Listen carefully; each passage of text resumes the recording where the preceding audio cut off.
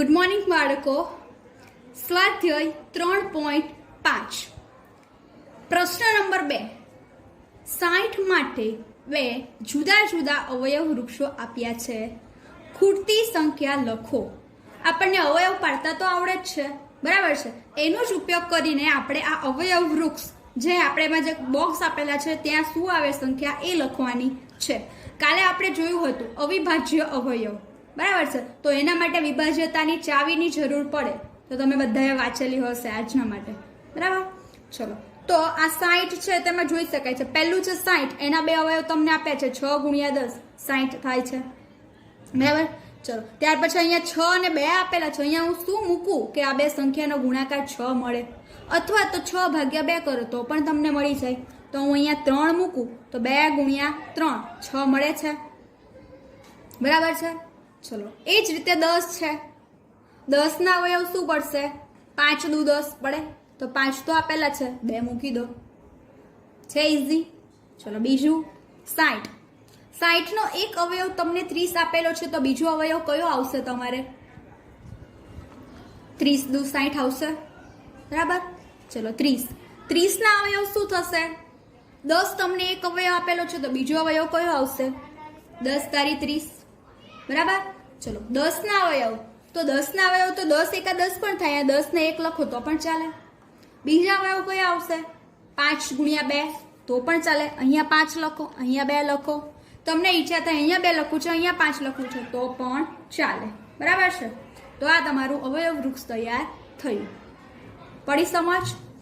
ચાલો, next question છે પ્રશ્ન નંબર 3. વિભાજ્ય સંખ્યાના અવિભાજ્ય અવયવો પાડવામાં કયા અવયવનો સમાવેશ થતો નથી? આપણે જ્યારે અવિભાજ્ય સંખ્યા અને વિભાજ્ય સંખ્યાઓની ચર્ચા કરી હતી ત્યારે આપણે જોયું હતું કે જે 1 છે એને હું અવિભાજ્ય પણ ના કહી શકું અને વિભાજ્ય સંખ્યા પણ ના કહી શકું. અહીંયા કીધું છે વિભાજ્ય સંખ્યાના અવિભાજ્ય અવયવ. કાલે જ આપણે જોયું હતું કે કોઈ પણ સંખ્યા આપેલી હોય જેના અવિભાજ્ય અવયવ પાડીએ, એટલે કે બધી જ સંખ્યા તમને શું મળતી હોય? અવિભાજ્ય મળતી હોય, બરાબર. એમાં કઈ સંખ્યાનો સમાવેશ નથી થતો, તો જે અવિભાજ્ય સંખ્યા નહીં હોય એનો સમાવેશ નહીં થાય, બરાબર. તો અવિભાજ્ય અવયવ પાડીએ છીએ તો બધી અવિભાજ્ય મળવાની જ છે, પણ કયો અવિભાજ્ય અવયવનો સમાવેશ નહીં થાય? તો આપણે જોયું હતું કે 1 એ અવિભાજ્ય અને વિભાજ્ય સંખ્યા નથી, પણ એ વિશિષ્ટ સંખ્યા છે. તો આન્સર શું આવશે આમાં? 1. તો જવાબ કઈ રીતે લખીશું? અવયવ 1 અને સંખ્યા 1 પોતે. 1 તો આવવાનો જ નથી અને સંખ્યા 1 પોતે પણ એના અવયવમાં આવવાની નથી. જ્યારે તમે અવિભાજ્ય અવયવ પાડો છો ત્યારે તમે કેટલા બધા અવિભાજ્ય અવયવના એક્ઝામ્પલ કરશો તો તમે એમાંથી બધામાંથી તારણ કાઢશો તો 1 તમને કશે પણ જોવા મળશે નહીં. તો આન્સર શું આવશે? અવયવ 1 અને સંખ્યા 1 પોતે આ બંનેનો સમાવેશ વિભાજ્ય સંખ્યાના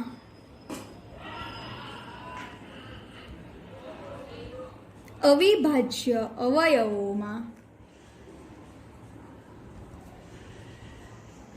કરવામાં આવતો નથી. ઓકે, ચલો. પ્રશ્ન આ બધું તમને ત્યારે જ આવડશે જ્યારે તમે મેં આગળ જેટલા પણ લેક્ચરમાં જેટલી ડેફિનેશન, જેટલા પોઈન્ટ્સ લખાવ્યા છે એ બધું જ આવડવું જોઈએ, બરાબર. તમારે તૈયારી કરતું રહેવાનું છે બધા જ, જે એક્ઝામ્પલ છે ત્યારબાદ જેટલી વ્યાખ્યા છે એની. ચલો, પ્રશ્ન નંબર 4.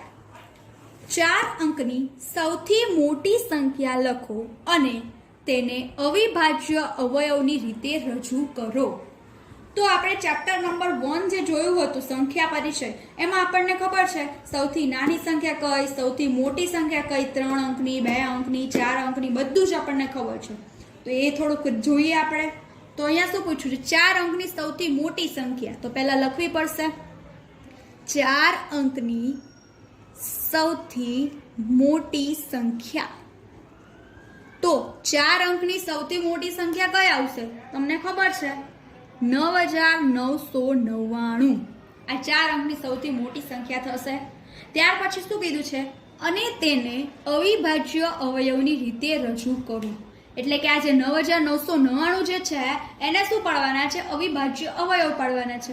તો અવિભાજ્ય અવયવ આપણે શીખી ગયા છીએ કાલના લેક્ચરમાં. આ રીતે બનાવવાનું છે 9999. બરાબર છે. ચલો જોઈએ આપણે એકમ 2 ની વિભાજ્યતાથી ચાવીથી ચાલુ કરીએ. 2 9 છે તો 2 વડે નિશેષ ભાગી શકાશે સંખ્યાને? ના. બરાબર. ચલો તો 2 વડે નથી ભાગી શકાતું તો 3 ઉપર જઈએ.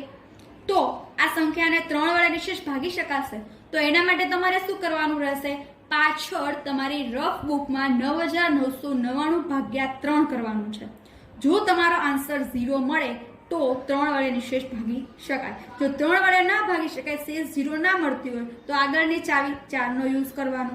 ચલો 9999 ભાગ્યા 3 કરશો તો તમારો આન્સર આવશે 3333.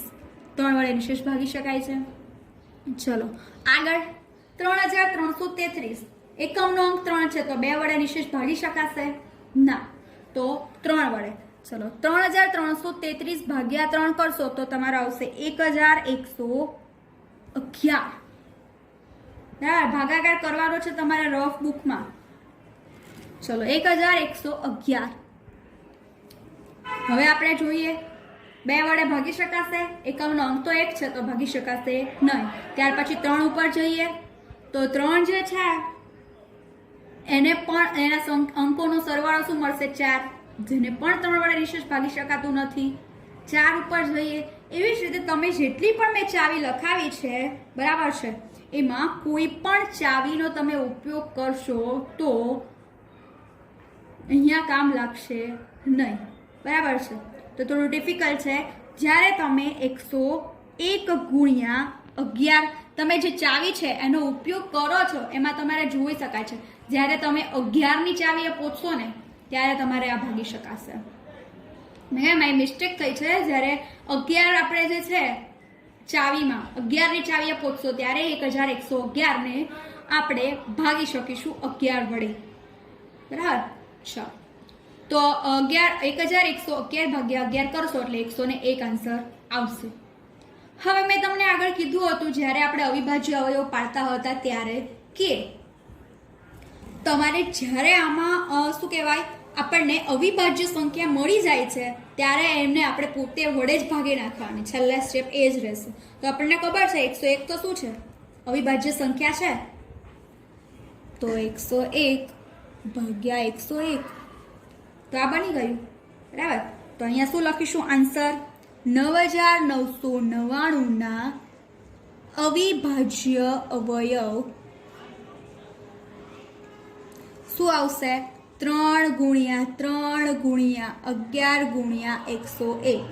આ બધા છે એના અવિભાજ્ય અવયવ છે. આ બધાનો ગુણાકાર કરશો એટલે ફરીથી તમને 9999 મળી જશે. ઓકે. ચલો નેક્સ્ટ ક્વેશ્ચન જોઈએ. પ્રશ્ન નંબર 5. 5 અંકની નાનામાં નાની સંખ્યા લખો અને તેના અવિભાજ્ય અવયવની રીતે રજૂ કરો. તો આપણે આગળનો એક્ઝામ્પલ કર્યો એ જ રીતે કરવાનું છે પણ અહીંયા શું કરવાનું છે? પહેલા 5 અંકની નાનામાં નાની સંખ્યા લખવાની છે.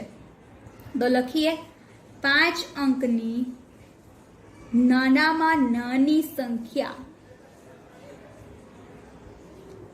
5 અંકની નાનામાં નાની સંખ્યા કઈ આવશે? 10,000 આવશે. એ આપણે સંખ્યા પરિચયમાં જોઈ ગયા છીએ. હવે શું કરવાનું છે? આ જે નાની સંખ્યા મળી છે એને મારે અવિભાજ્ય અવયવની રીતે દર્શાવવાનું છે. એટલે કે 10,000 ના શું પડવાના છે? અવિભાજ્ય અવયવ. 10,000. બરાબર. ચલો 2 ની વિભાજ્યતાની ચાવીથી ચેક કરીએ. એકમનો અંક 0 છે એટલે 2 વડે નિશેષ ભાગી શકાશે? હા. 10,000 ભાગ્યા 2 કરશો તો તમારો આન્સર આવશે 5,000. બરાબર છે. ચલો ત્યારબાદ 5,000. એમાં પણ એકમનો અંક 0 છે તો 5 વડે નિશેષ ભાગી શકાશે? હા. તો 5,000 ભાગ્યા 2 કરો છો ત્યારે તમારો આન્સર આવે છે 2500 એટલે 2,500. આ ભાગાકાર તમારે તમારી બુકમાં પાછળ કરતું રહેવાનું છે. હું અહીંયા ડાયરેક્ટ આન્સર લખું છું પણ તમારે ડાયરેક્ટ લખવાના નથી. ચલો 2,500 જેમાં એકમનો અંક 0 છે તો 2 વડે નિશેષ ભાગી શકાશે? હા. તો 2500 ભાગ્યા 2 કરશો તો તમારો આન્સર આવશે 1250. અગેન 1250 છે, એમાં એકમનો અંક 0 છે તો 2 વડે નિશેષ ભાગી શકાશે. હા, 1250 ભાગ્યા 2 કરીશો તો તમારો આન્સર આવશે 625. બરાબર છે? ચલો 625 જેમાં એકમનો અંક 5 છે તો 2 વડે નિશેષ ભાગી શકાશે નહીં. તો આપણે કયા સ્ટેપ પર જવાનું? 3 ની વિભાજ્યતાની ચાવી. તો 3 ની ચાવી શું છે?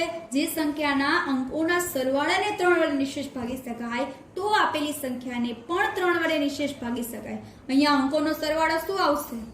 6 ને 2 8, 8 ને 5 13. તો 13 ને 3 વડે નિશેષ ભાગી શકાય ના. 4 ની વિભાજ્યતાની ચાવી. છેલ્લા 2 અંકોથી બનતી સંખ્યા 25 છે તો 25 ને 4 વડે નિશેષ ભાગી શકાય નહીં. તો શું કરવાનું? 5 ની વિભાજ્યતાની ચાવી કે એકમનો અંક 0 કે 5 જોવા મળે તો આપેલી સંખ્યાને 5 વડે નિશેષ ભાગી શકાય. તો અહીંયા એકમનો અંક 5 જોવા મળે છે તો હું આ 625 ભાગ્યા 5 કરું તો મને આન્સર આવશે 125. બરાબર છે? ચલો 125 જેમાં એકમનો અંક 5 છે તો 2 વડે ભાગી શકાશે નહીં, 3 વડે નહીં. કેમ? એમના અંકોનો સરવાળો 8 આવે છે. 8 ને 3 વડે નિશેષ ભાગી શકાતા નથી. ત્યાર પછી 4, તો 4 વડે પણ નહીં ભાગી શકાય. છેલ્લા 2 અંકોથી બનતી સંખ્યા 25 છે. 25 ને 4 વડે નિશેષ ભાગી શકાતા નથી. તો 5 વડે ભાગશો તો ભગાશે. કેમ? એકમનો અંક તમને 5 જોવા મળે છે માટે. 125 ભાગ્યા 5 કરીશો તો તમારો આન્સર આવશે 25. તો હવે 25 ના તો તમને ખબર છે અવયવ 5 ગુણ્યા 5 અને 5 એકા 5 એ તો અવિભાજ્ય છે. તો 10,000 ના અવયવ અવિભાજ્ય અવયવ તમને અહીંયા મળી ગયા છે. તો હું આન્સર શું લખીશ? 10,000 ના અવિભાજ્ય અવયવ. તમારે 10,000 ના લખવું હોય તો એવું પણ લખી શકો કે 5 અંકની સૌથી નાનામાં નાની સંખ્યાના અવિભાજ્ય અવયવ. તો શું આવશે? 2 ગુણ્યા 2 ગુણ્યા 2 ગુણ્યા 2 ગુણ્યા 5 ગુણ્યા 5 ગુણ્યા 5 ગુણ્યા 5. ઓકે, ચલો આ જે છે તમારે 10,000 છે, 100 છે, 1000 છે, 1 લાખ છે, એના કોઈના પણ અવયવ પાડવાના કે તો એક શોર્ટ ટ્રીક હું તમને કહું છું. હાલ તો એક્ઝામમાં તમારે શોર્ટ ટ્રીક યુઝ નથી કરવાની, બરાબર છે, પણ ખાલી અત્યારે તમને ખાલી જાણકારી જનરલ નોલેજ માટે એક શોર્ટ ટ્રીક કહું છું. જો શું કરવાનું રહેશે, તમારે 10,000 છે એમાં 0 કાઉન્ટ કરો. કેટલા આવે છે? 4 0 આવે છે. તો એમના અવયવમાં 2 પણ 4 વાર આવશે અને 5 પણ 4 વાર આવશે. એ રીતે તમે 100 ના અવયવ પાડજો. 100 ના અવયવમાં 2 2 વાર આવશે, 5 2 વાર આવશે. 1000 ના પાડજો. 1000 માં 0 કેટલા આવે છે? 3 આવે છે. તો 2 3 વાર આવશે, 5 પણ 3 વાર આવશે. એવી જ રીતે તમને 1 લાખ આપે હોય, 10 લાખ આપે, કરોડ આપે, બરાબર છે, તો બધાનામાં એ જ રીતે એના અવયવ પાડવાના રહેશે. ઓકે, તમે જે ટ્રીક કીધી છે એ ટ્રીકથી તમારે એક્ઝામમાં નથી લખવાનું. આપણે જે પાડ્યા છે અવયવ એ જ રીતે કરવાનું છે. ઓકે, ચલો નેક્સ્ટ ક્વેશ્ચન છે પ્રશ્ન નંબર 6. 1729 ના બધા અવિભાજ્ય અવયવ જણાવો અને તેને ઉતરતા ક્રમમાં ગોઠવો. હવે તે બે ક્રમિક આવેલા અવિભાજ્ય અવયવમાં જો કોઈ સંબંધ હોય તો તે લખો. શું કીધું છે? 1729 છે એના અવયવ પાડવાના છે.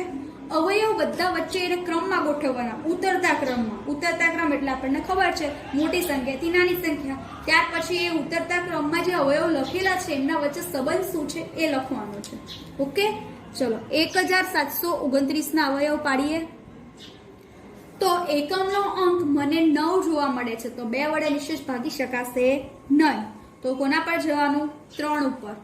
તો 3 માં પણ તમારે ચેક કરવાનું છે, આ અંકોનો સરવાળો કરવાનો છે અને જો એ 3 વડે નિશેષ ભાગી શકાય છે કે નહીં એ ચેક કરવાનું છે. તો 7 ને 1 8, 8 ને 2 10, 10 ને 2 9 19 થશે. 19 ને 3 વડે ભાગી શકાય નહીં. તો આપેલી સંખ્યાને પણ 3 વડે નિશેષ ભાગી શકાય નહીં. ત્યાર પછી 4, છેલ્લા 2 અંકોથી બનતી સંખ્યા શું છે? 29 છે, જેને 4 વડે ભાગી શકાય નહીં. તો આપેલી સંખ્યાને પણ 4 વડે નિશેષ ભાગી શકાય નહીં. બરાબર છે? 5 વડે. અહીંયા એકમનો અંક 0 કે 5 દેખાતો નથી તો હું કહી શકું કે 5 વડે પણ નિશેષ ભાગી શકાય નહીં. ત્યારબાદ 6 ની ચાવી. તો 6 માં પણ 2 અને 3 વડે જ નિશેષ ભાગી શકાતું નથી, તો 6 વડે પણ નિશેષ ભાગી શકાશે નહીં. ચલો 7, તો 1729 ભાગ્યા 7 કરશો તો તમારો આન્સર આવશે 247 આવશે. બરાબર છે. ચલો એ જ રીતે 247 તમે ચાવીનો ઉપયોગ કરીને આગળ અવયવ પાડતા જશો તો તમારો 19 જે 13 ભાગ્યા 247 ભાગ્યા 13 કરશો ત્યારે તમારો આન્સર 19 આવી જશે. બધી જ ચાવીનો ઉપયોગ કરવાનો. જ્યારે બધી 11 ચાવી ઉપયોગ થઈ જાય ત્યાર પછી કયું સ્ટેપ? 13 વડે ટ્રાય કરવાની, 17 વડે ટ્રાય કરવાની અને 19 વડે ટ્રાય કરવાની. બરાબર. આપણી પાસે ચાવી 11 સુધી જ છે. જો 11 માંથી કોઈ પણ ચાવીનો ઉપયોગ ના થાય તો છેલ્લા સ્ટેપ શું કરવાના? 13 વડે ચેક કરવાનું, 17 વડે ચેક કરવાનું અને 19 વડે ચેક કરવાનું. તો આવી જ જશે. ચાલો હવે તો આપણે જોયું એમ 19 તો અવિભાજ્ય સંખ્યા છે એટલે 19 એકા 19. બરાબર છે. તો 1729 ના અવિભાજ્ય અવયવ શું મળ્યા મને? 7 ગુણ્યા 13 ગુણ્યા 19, જેને આપણે શેમાં રકમમાં કીધું છે? ઉતરતા ક્રમમાં ગોઠવો. તો ઉતરતા ક્રમમાં ગોઠવીએ તો શું મળે છે? સૌથી મોટો અંક પહેલા 19, 13 અને 7. બરાબર છે. ઉતરતા ક્રમમાં ગોઠવી દીધા. હવે શું છે રકમમાં? કે તે બે ક્રમિક આવેલા અવિભાજ્ય અવયવમાં જો કોઈ સંબંધ હોય તો લખો. તો સંબંધ શું છે? જો અહીંયા આપણા ડિફરન્ટ કેટલા જોવા મળે? 19 ઓછા 13 6 જોવા મળે, 13 ઓછા 7 ડિફરન્ટ 6 જોવા મળે. તો જો અહીંયા 19 ઓછા 13 કરો તો શું જોવા મળે? 6. 13 ઓછા 7 કરો તો શું જોવા મળે? 6. અથવા તમે એવું કહો 7 માં 6 ઉમેરો તો 13 મળે, 13 માં 6 ઉમેરો તો 19 મળે.